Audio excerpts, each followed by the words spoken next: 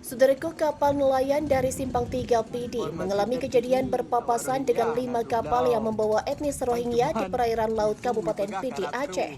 Pertemuan dengan 5 kapal pembawa Rohingya tersebut terjadi pada Sabtu 16 Desember 2023 sekitar pukul 20.30 waktu Indonesia Barat.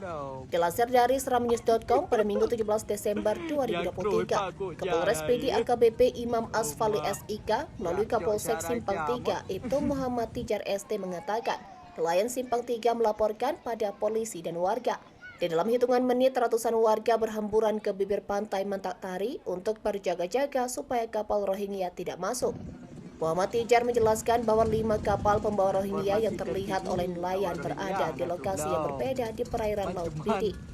2 kapal Rohingya yang masih berlayar terlihat sangat jauh oleh warga, sementara 3 kapal lainnya diperkirakan akan mendekat ke tepi pantai Mantak Tari.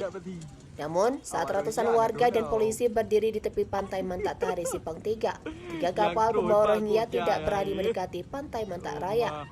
Ratusan warga termasuk perempuan berdiri di tepi pantai untuk menjaga agar kapal Rohingya tidak mendarat di pantai Simpang 3.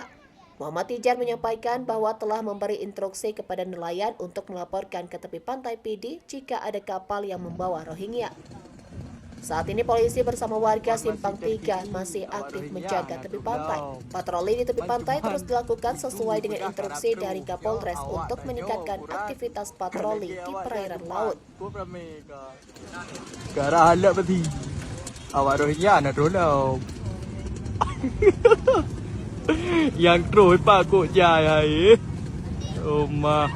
Ya cok syarai jam.